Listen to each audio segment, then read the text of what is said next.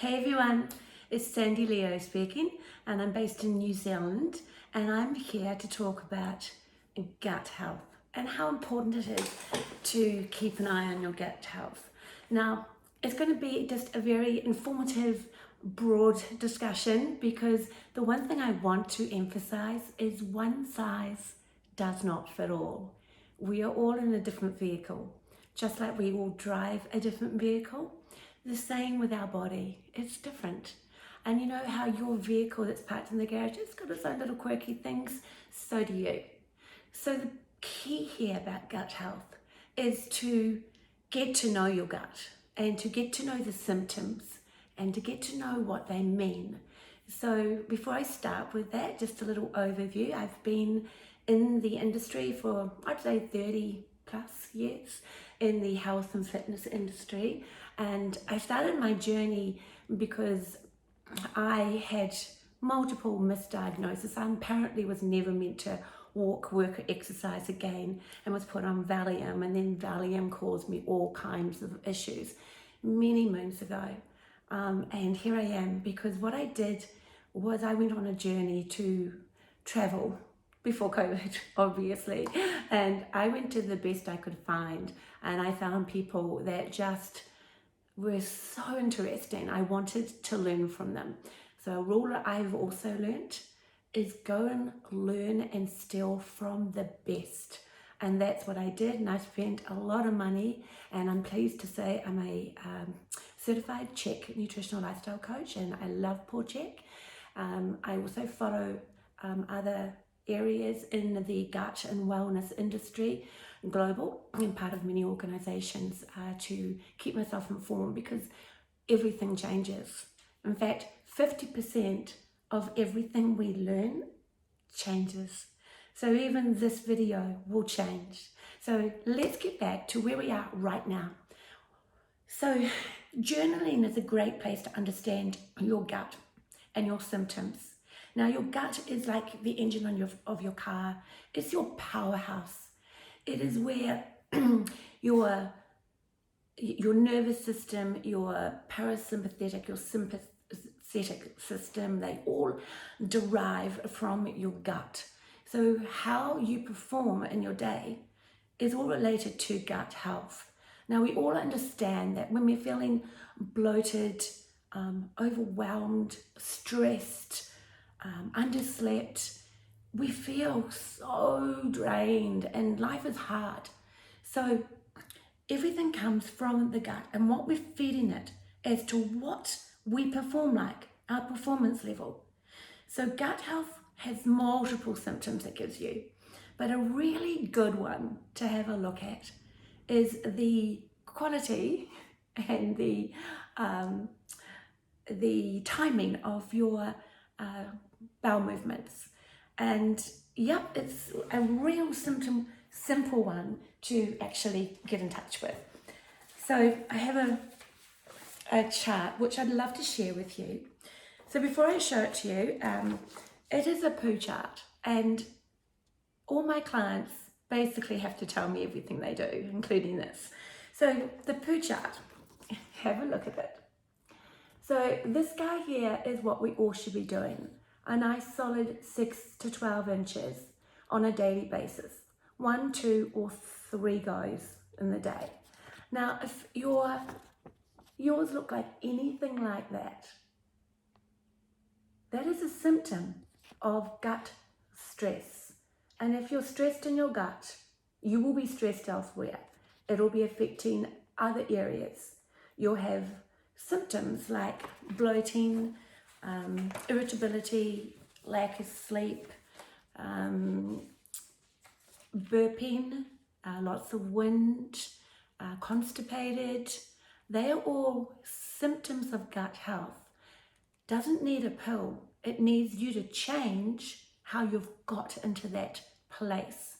Now, we can't always just avoid stress. Now, stress is the number one area that causes bad gut health, because not just the stress, but because of what you go and give yourself. So you go and take medications. all those medications then on top of the gut health, which is giving you symptoms, then becomes more stressed, and the gut lining becomes thinner, and it becomes harder for it to do its job. So it'll keep giving you symptoms until you listen. So the listening and awareness is the key here.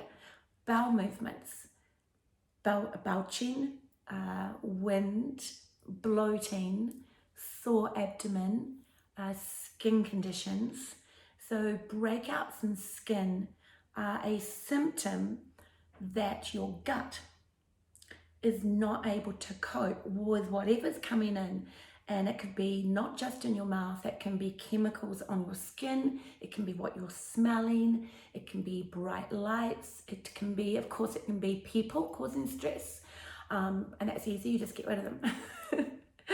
No, you do have to manage them. I'm only being silly here. So there are many areas that put stress on the gut, and the gut will keep giving you the same symptoms. Even a sore lower back can be from gut stress, because gut stress will cause gut inflammation and gut bloating, and then that in turn will cause symptomatic sore lower back from the bloating in the L3 or L4 area. So I can eliminate foods out of one of my clients' diets that I find they're having too much of, and their body can no longer process it. You may have been able to when you're 20, but suddenly you've got a reaction to it. And that just means you've had too much of it and your body is screaming for a break. So they are really interesting areas. So one of the most interesting I heard lately was someone had to stop eating carrots. Yep, carrots made them itch straight away and get sore ears. And now that is a symptom. So you just figure out, what have I had? What's happening? This is a carrot lover.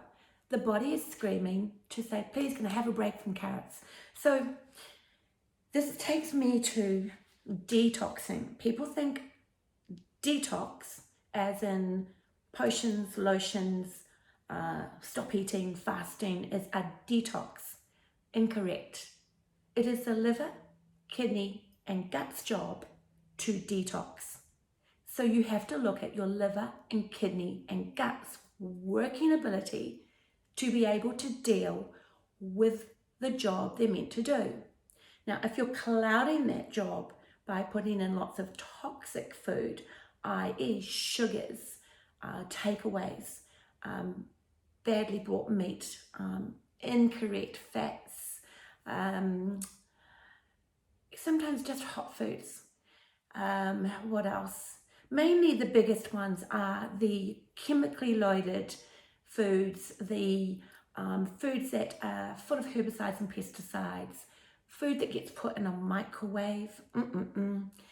All of these things give your gut, liver, and kidneys too much work to do. So then along comes your hormones, if you're not menopausal or perimenopausal, but when the hormones come along, it is your liver and kidneys' job to deal with hormones. So the hormones, if it comes up into the liver and kidneys and gut, and the gut and the liver and the kidneys going, hey, we've got too much going on. I've just had a Big Mac, we've just had a bottle of wine, and this guy's really stressed out. Like, go away hormones. So the hormones then go from E1s back into E2s and get pushed back in the body, which then causes us to go into lion mode, irritability, lack of memory, hot flushes. So all of these things on top of hormones, gut, liver, kidneys, is just a cocktail. It's just a big mess. So really what I'm trying to say is undo your mess, simplify your life, alternate your foods, don't have too much of anything, choose nutrient-dense vegetables and homegrown from markets and places where you know they've come from, preferably people that you know are nice people because their energy's in it. Everything you're putting in should bring you into harmony and make you feel amazing. Shouldn't make you feel lethargic, tired, irritable, can't sleep. That is a symptom those foods are not sitting right in your gut. And then of course, you may have destroyed or partially destroyed your gut lining from areas such as surgeries that you can't avoid, are part of life sometimes. And after you've done that and you've had multiple heavy drugs or painkillers, though there is residue left in your body, and all those drugs cause a massive effect on your gut lining and destroy your gut's enzymes. And so your enzymes are there to help digest your food and allow the food to then be processed by the liver and kidneys and for everything to do its job, basically. So if we've destroyed our gut lining, and remember, a big symptom of this is if you're throwing up, you can't keep food down, and it looks like coffee grounds, that is your gut lining. It is saying, guys, I'm not here, I can't do the job. So then you'll be diagnosed with itis, otis, immune, all kinds of things. The biggest gift I can give you is go back to basics.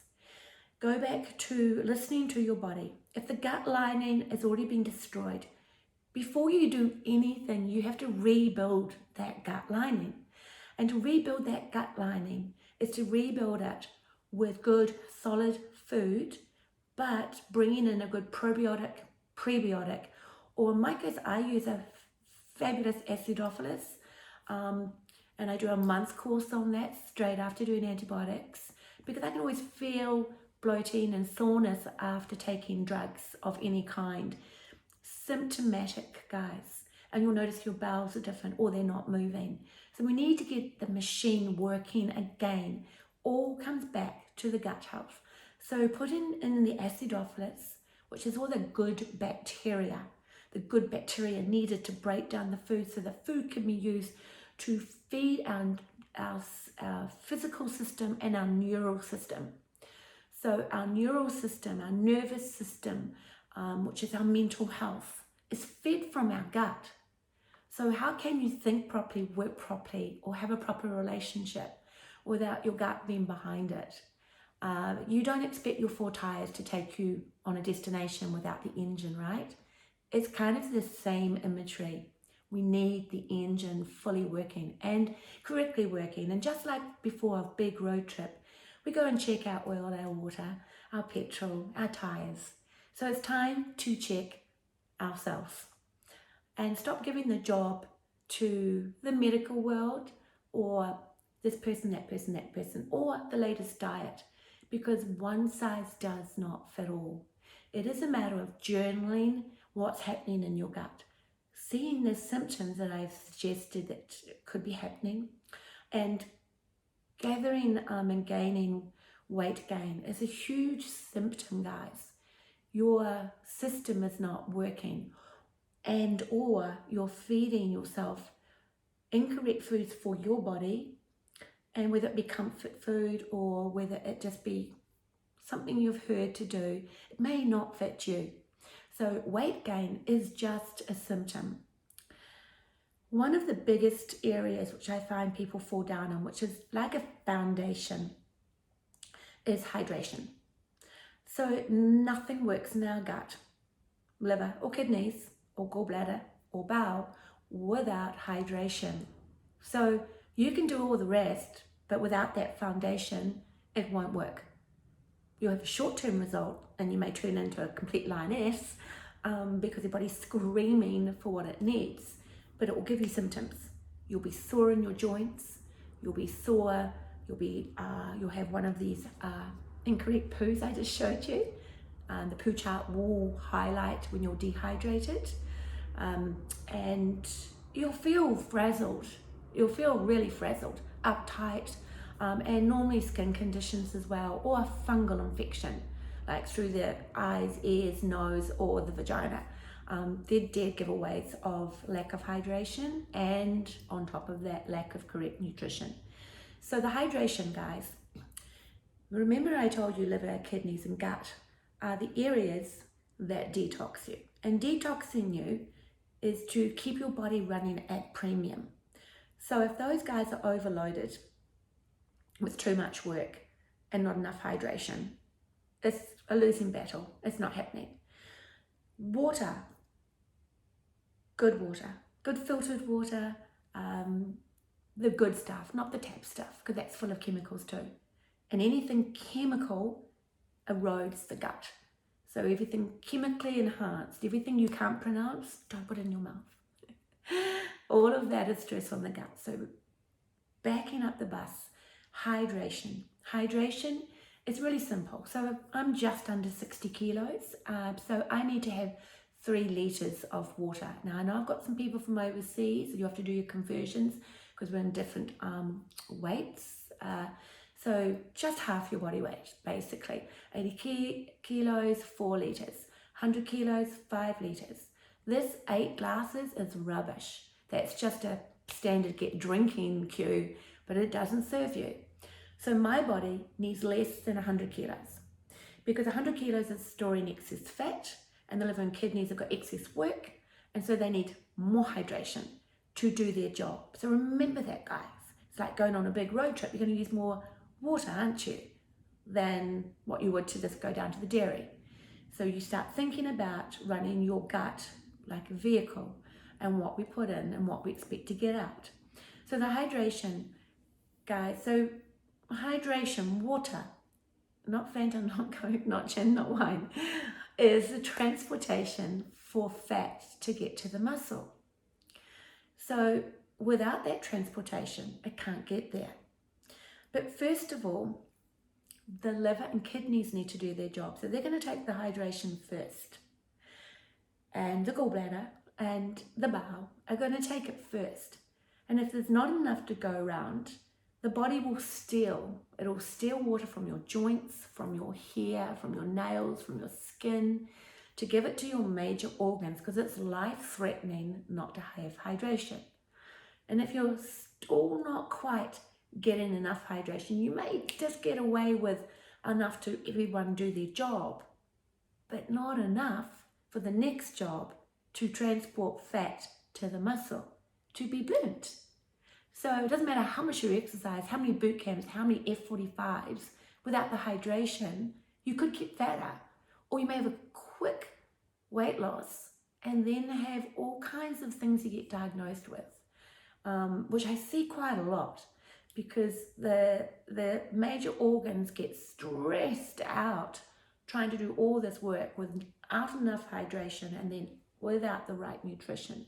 So you get symptomatic and you get diagnosed with things like an autoimmune disease or fibromyalgia, which is pretty well a new word, because we're eating worse. We're not drinking water because we've got all these other fancy drinks, but they don't serve us. In fact, carbonated drinks, sugar drinks, they should leave your life. Like water, I'm not saying to be perfect, I'm saying to watch what you do. If you know you're going out and going to drink a lot of wine, then make sure the next day you've got a probiotic there, you've got some really good food, and you're not going to give your body another job to do the next day. Give it a rest. Let the gut heal. Lots of water to get out the toxic mess you've made in your gut. Help your gut out. Line it with some nice yogurt, some good fruits, some high protein, good quality protein, brought appropriately from the right places. And if you start to plan your life like that, like I'm going out tonight. Now I already know what I've got in my fridge tomorrow to feed myself properly. And there'll be lots of water. And as soon as I get home, I will have hot water. So it's another area, guys, your fats. The fats are hard work on your major organs. Remember, they do the detoxing for your gut. So giving your body incorrect fats, or your vegetable fats and your almond and just all the fancy name fats. Basically coconut oil, olive oil, good butter. I should be your food sources, a good animal fat, good butter. They're all good. That's all I do. I don't do anything fat-free that is stressful on your body, because your gut can't recognize it as a food when the fat's taken out. And to use a protein, guys, for repair and growth, the body needs to receive a fat with it. So the gut, if it gets something incomplete, it's like going, what is this? Uh-oh, here comes some more. But hang on, I haven't figured out that last part. Oh, I'll store it over here. Oh, God, what's this? I'll put it over here. And then you get that storage tank and the bloating and the farting and the pain and the feeling so run down. So basically, guys, gut health is a study of you, your metabolic typing, what you do in a day, what energy you need, how much you put in, and how your body is dealing with your food. So simplifying your food, rebuilding your gut lining with a good probiotic, prebiotic, acidophilus, and I like to put in a good 2 weeks of just drinking some aloe vera juice to soothe all the channels as well, through to the gut, liver and kidneys and the bowel, helping everything get lubricated and working really, really well. If you find you're constipated, don't go take a laxative. Just have 4 kiwi fruit in the morning, a kiwi fruit gold. There are better ways of dealing with things that are stuck in your bowel and gut. There are natural ways to do it, and that then won't create another symptom and another toxic drug in the gut that the gut has to then figure out what to do with it. So a lot of anti-inflammatories are given out these days. These are one of the most dangerous gut drugs that we could have. And we must be taking an acidophilus with that and yogurt and aloe vera, or you will end up with gut and bowel problems, and or could end up with a tumor. So it's really, really important to understand that the things that are toxic in our body will not just disappear. They have to be processed. And to be processed, we have to have that engine and that machine working really amazing. So I want you to be very, very diligent in listening to your body. A burping doesn't need a LOSAC. It needs a betaine enzyme. So a betaine enzyme is the enzyme missing in your gut to stop the acidity. So a LOSAC will take away the belching, but it won't heal anything. So betaine enzyme starts to restore the gut so that's not so acidic, but at the same time, check the acidic foods you're having. You can Google that one, it's simple, and go for more alkaline foods. I'm not against fasting or juicing, I'm just saying it doesn't fit everybody, and some people overdo it. And then the machine and the gut and the kidneys and the liver and the bowel, they get confused. They're really looking for a more simple diet that feeds you with nutrient-dense, high protein, good fats, and your gut will start healing and you will become a more energetic, beautiful, radiant person in your life, and you'll feel yourself flourishing. And with these simple little changes and hacks, like, life can be quite a 360, and all your relationships around you start to not become overwhelming, and the feeling of jumping out of bed and having energy and blooming into this radiant person starts from your gut. So I'm wishing you a beautiful journey in finding out who you are, and I really suggest you write down what I've said and look at what toxic areas you may have in your body, or the hydration, and your sleep also is your repair. That's also really important. Really hard for shift workers, I know. So you then have to take out more toxicity. And guys, please don't use your microwave for your food. Radiated food is not going to serve your engine well. So I use my microwave for heating up my wheat bags, and that's about it now. And it is habits. So there's lots of habits here. Your habits around drinking, your habits around eating, your habits around your cooking, your habits even eating food on a run. Like, that's not going to serve you well. So eating your food when you're calm, you have gratitude for your food, you have space to eat, and just really enjoy it and look at it and feel the energy that is coming, and chew your food so it's not so hard for your gut to deal with. And then just be aware, as you start journaling, you'll start to realize what foods may not be in harmony with you. And so it's really about you finding out what foods create harmony in your body and what foods don't. Knowing your metabolic type is something I also do, because if we're having too much carbs and we're a mixed type diet, but we're following a carb diet, or we're following a protein diet, but we're a mixed type and our body wants 50-50 and a portion of good fat, because your protein needs fat to be digested. So if you're just going, oh, I'm just going to eat lettuce, leaves and fruit, but you're a protein type, your body will get fatter because it doesn't know what to do with all those carbs. It doesn't need it. It's not your body type. So there's stores, and you'll see lots of people that say they only eat salads, but they're getting fatter. That's why. So, and that causes stress on the gut, because the gut just can't handle what it doesn't need. It doesn't need an excess. It needs a perfect little mix that fits you, fits your life, your energy out, your energy in. And some days change. Another golden rule: if you do have a lot of weight and you're not in a high stress job or need to go and do something very athletic, I do fully support a 12 to 16 hour fasting, but in that fasting time, you're still having like lots of water, lemon juice, or you can have do some juicing with some high greens, oranges, yellows, in a nice juicing. So again, listen to your body on that. It doesn't mean nothing. It just means less, and the juicing still puts the nutrients in your body. However, if you're someone like me, I don't carry body fat because I've got my machine running so well. So if I went on a fasting over 16 hours, I'd be faint-headed, I would be not thinking right, I would be irritable. And so I'd listen to the symptoms, because I don't have enough fats to kick into, nor do I want to lose any body weight, because I'm at my perfect place. So that's not going to serve me to do a 3 or 4 day fast at all.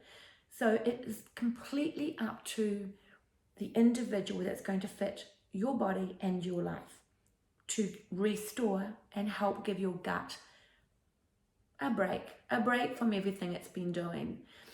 So if you're wanting to kick into your fat stores, you're going to have to up that water, do your fasting, make sure you've got that hydration so that we can kick into those fat cells. Don't go out and do your hard boot camps and hard workouts, like just doing 20 minutes 3 times a day, or going for a nice brisk walk, doing a yoga class or a pilates class, or just a low impact class is just as good if you're in an older machine and your joints are sore. And remember what I said, that when we've got toxicity in our body, it hides in joints. So that's when we wake up with really sore bodies and cloudy heads. It's telling you your gut health isn't good. It's not coping. So the rules here for gut health, guys, are different for every single person. I'm hoping I've covered most of the areas which you could be confused about, and that I can help you get back into that radiant, beautiful body and gut and bowel that works for you and your life. And I wish you well.